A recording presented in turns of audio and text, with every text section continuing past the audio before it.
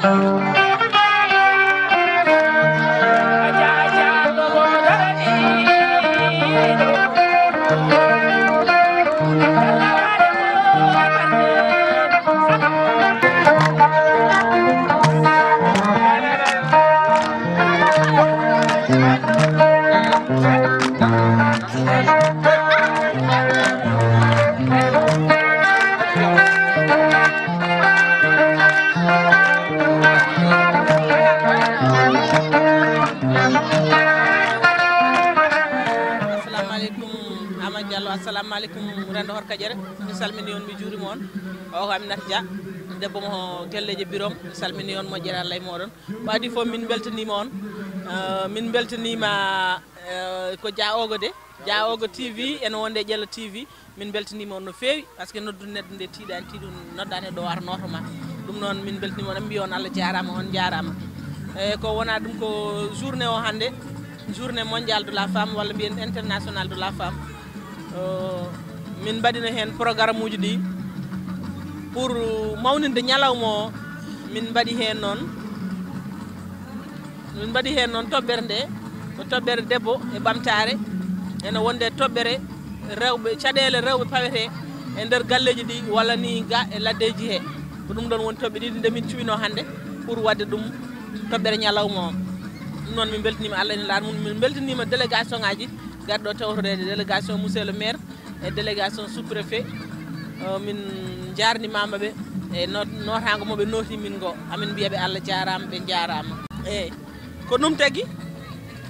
o carnet ɓuuri jeeyede e sababu min mbawi wadde organisé 8 mars journée de la femme carnet o ko mouvement pour le développement et la solidarité oɗo ko caisse wiyete caisse o ko waɗi ko caisse épargne e caisse solidarité solidarité o ɗum ko minen fedde nde ndendi amin mbaɗa ɗum ɗon o reeni ko solidarité ko ballodiral amen épargne o reeni ko kala altine amin jooɗo kala ko joguiɗa aɗa nana ɗum e épargne ma fodde hitande yontere foof amin jooɗo amin mbaɗa ɗum so foti hitande caisse o uddete e on saaha moni foof par ce que hoye taske wonata moni foof wawa ƴettude ko dañi hen ko wawa wallitorade julde muɗum eyyi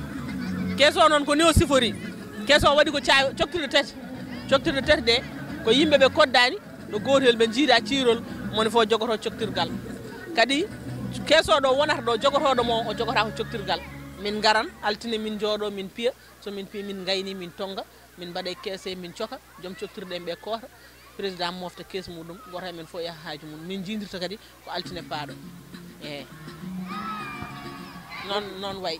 so tawi kadi jiɗɗo ñamlade foof sa yiiɗi ñamlade ko caisse jeeyeɗa sa ari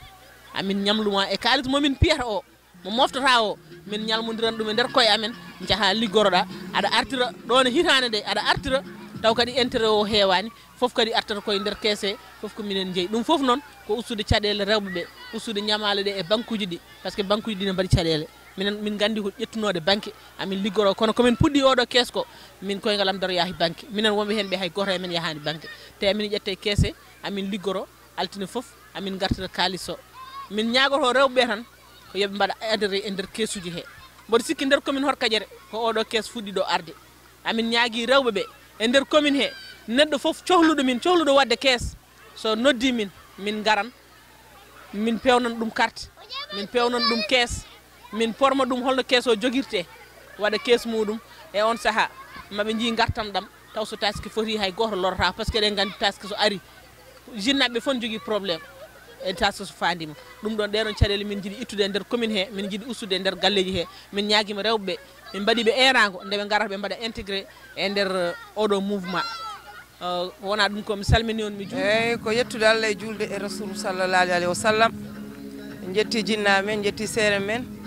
mi yetti joom gallam gaccuɗo mi guila subaka mbiɗe ñalliɗo o ene acci kam mbiɗa yaaha e beelaɗe pittaɗam mi salminamo mbiɗa jarnomo mbiɗa salmina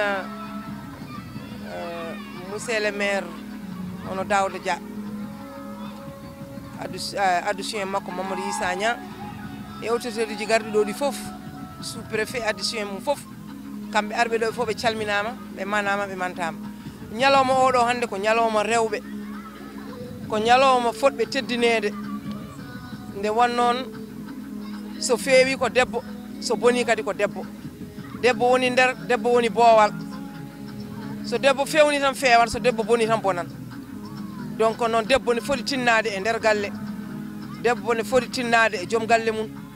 par ce que persidaji ɗi e seeremɓe ɓe e waliyaɓe ɓe ko rewɓe jibini ɗumen donc so tawi debbo teddini gorko tan dañan ko yiɗi ko jibina wali jibina persida jibina ceernaɓe fof ko rewɓe kono debbo ne foti tinnade debbo ne foti jogade darde e nder galle jogo darde e joom galle mum wata moƴƴinde boowal bonna nder hay boowal bona ɓuuri nder bona so nder boni tan golle boni donc noon eɗen jetta Allah e nelaɗo Allah e saktidiane ne jetteten rewɓe e oɗo ñalawma hande ñalawma beelema momin puɗɗi hande hamin jiiɗi continue chaque année tawa minen hamin mbaɗa ñalawma o nde Allah hokkaten kadi hawrude toujours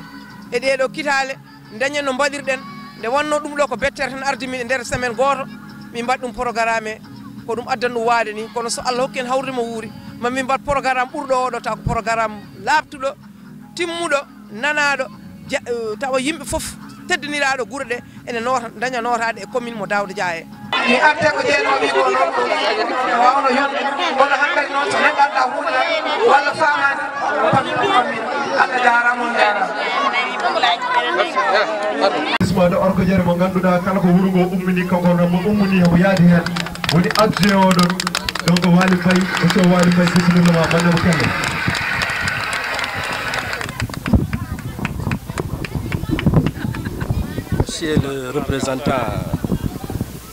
Monsieur le représentant du maire, monsieur le représentant de la jeunesse de Horkadiéré, madame la coordinatrice du mouvement pour le développement et Bamtare de Orkadiéré. Chers invités, assalamu alaikum wa rahmatullah. Bido salmini onon fof inde mum e yettode mum e inde sous-préfet Mor Orkadiéré Alassane Ba Cissé. Kanko fonno arde hande tawade ñalawma hande o kono ko dañde empêchement parce que o ñalli ko unare de umuñ unare 18h o fati hade bere parce que hande on majjani hande c'est la journée du 8 mars dédiée aux femmes et min dañi non invitation god parce que les femmes du Dandema émergent mbaɗi min invité gila ko boyi minen fof min mbawa yaade toon ko ɗum saabi garalam ga hande no représentant du maire haali do joni ko ñalawma weltare tan parce que enen rewɓe son beltima tan minen min beltima son beltima tan minen min beltima wadde ko ñaagoɗen Allah ko fof yo Allah hokken enen fof en tout cas e banggue administration kam vraiment emin belti en no feewi parce que oɗo ñalawma no ɓurno wawde mawnude hande sabu Orkadiéré fof no fawno yaltude hande pour célébrer oɗo 8 mars sen garte historique 8 mars won babiraɗo goto wino en fotani hongude bowde ay daro fotano wadde poɗɗon toon ko jittu kursaji men ñaagoɗen Allah ko addino ñalawma hande o kono aduna kam en majjani no way joni mono fof ko dillin ɗum ɓuri ɗum hewde doole. La journée du 8 mars hande ɓuri en doole no feewi ɓuri en doole. Pourquoi ɓuri en doole? Parce que won gueɗe kewɗe ne yalta hen joni parce que enen rewɓe onon jari ko ɓuri ɗum sen namdama joni holko woni debbo ko onon jibini min holko woni debbo ko onon nehi min ha min mawno holko woni debbo kala ko gorko wawi wadde hande so gorko debbo ala hen yahata donc onon woni yakare aduna hande o sa hande donc nangaden no feewi baade onon woni yakare aduna o sa hande poɗɗon ko tinnade e nder galleji ɗi